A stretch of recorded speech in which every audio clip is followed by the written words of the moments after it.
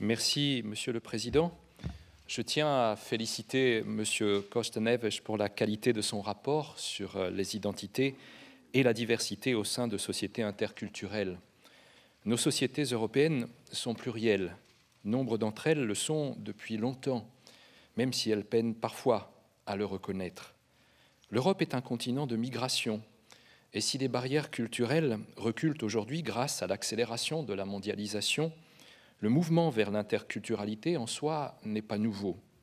Ce qui est nouveau, en revanche, c'est la défiance de plus en plus affichée à son égard. Comment ne pas s'inquiéter, en effet, de voir triompher, comme ce fut le cas aux récentes élections européennes, des formations politiques dont l'ADN même est la haine, la xénophobie et le racisme. Ces partis-là fracturent à dessein le corps social, attisant l'incompréhension et le rejet de l'autre au service de leur projet funeste d'une société débarrassée de toutes les différences.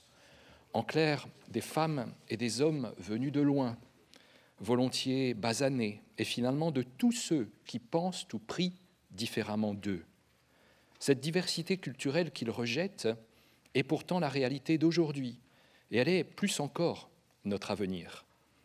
La diversité culturelle n'est pas un danger, mais au contraire une richesse pour nos pays et pour chacun d'entre nous individuellement. Son apprentissage doit passer par l'école publique, où se mêlent toutes les origines, tous les parcours, toutes les croyances.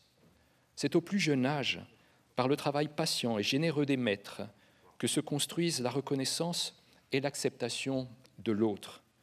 Il n'y a pas de fatalité, pas d'atavisme à ce qu'une société se lézarde, sous couvert de défiance, de préjugés et de calculs politiques misérables, si sa jeunesse sait s'éveiller à la diversité.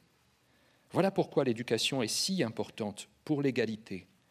Et s'il doit y avoir un premier message à adresser à nos gouvernements grâce à votre rapport, Monsieur Costa-Neves, c'est celui d'intégrer systématiquement l'apprentissage de la diversité et du dialogue interculturel au cœur des programmes nationaux d'enseignement. Il faut valoriser et soutenir toutes les initiatives interculturelles, souvent locales, souvent modestes. Me rendant au Kosovo il y a 2 semaines, j'ai été impressionné par l'engagement sur place d'une organisation non gouvernementale, Sport sans frontières, dont le travail vise par le sport à rapprocher les jeunes des différentes communautés kosovares qui ne se rencontrent jamais ou que trop rarement.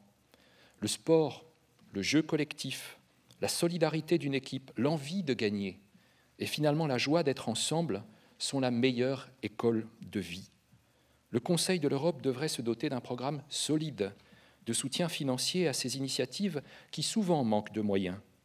Je pense aussi à une autre organisation que je connais bien, l'Office franco-allemand pour la jeunesse, organisation intergouvernementale celle-là, que j'ai vue à l'œuvre il y a peu en Macédoine, où il appuie le projet de 10 professeurs, slaves et albanais, d'échanger en cette année de centenaire du premier conflit mondial sur l'histoire du Front d'Orient et de confronter leurs points de vue initialement divergents pour développer une lecture commune, inspirée par l'approche du manuel d'histoire franco-allemand.